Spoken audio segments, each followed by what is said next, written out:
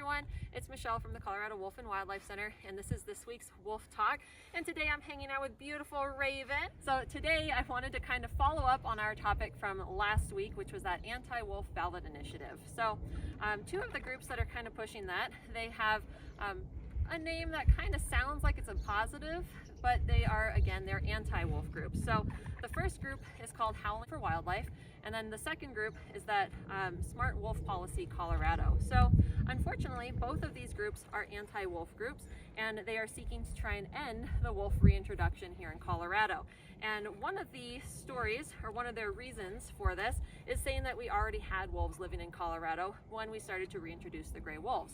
And technically, we did have a couple of gray wolves living in Colorado already, but they were both boys. So Colorado had its very first wolf confirmation back in 2004 when a female wolf was found dead on the side of the road near Idaho Springs on I-70. So unfortunately, that wolf had passed away. And then every couple of years, we have had a few more wolves come down, but every single time they have made it down from Wyoming, they have ended up passing away here. So we have had several that have been shot by people who thought they were coyotes, which again, a wolf looks nothing like a coyote, much bigger animals.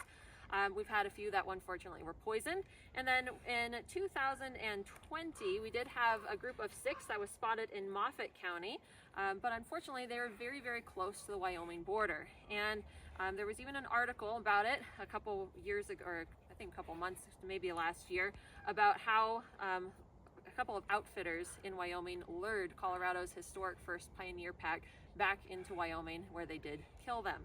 So following that, we did have one male wolf that found the lone female out in Walden, and she and him, they did end up producing a single litter of pups back in, I think it was early 2021. So unfortunately, every single wolf in that litter, so it was a litter of 6 that were confirmed. Again, they were very close to the Wyoming border, and 6 of those 8 wolves unfortunately did get killed in Wyoming. So the only 2 that we had in Colorado was the breeding male from that pack and one of the now adult pups. So unfortunately, we didn't have any sustainable population here in Colorado, and with so few wolves making it to Colorado and it being so few and far between, there's no way that we would get a self-sustaining, viable population here in the state without a reintroduction. And I cannot stress it enough that wolves are a vital part of our ecosystem, one that's been missing from Colorado since 1945. There are lots of different ways that we can coexist with wolves. We've done several Wolf Talk videos on the different methods of coexistence. The wolves that we have brought down recently from British Columbia are the same wolves that were already living here in Colorado, those 2 wolves.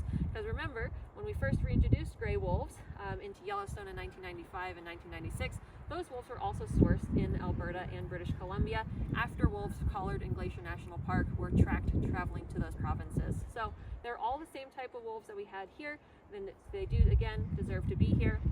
So just be careful over the next couple months as you start seeing these anti-wolf groups that are very incorrectly named, starting to push some of their agenda. We want to make sure that we continue reintroducing gray wolves. Colorado Parks and Wildlife has the Smart Wolf Plan, so we want to make sure that they continue to go ahead and follow that reintroduction program and continue reintroducing gray wolves for the next 3 to 5 years.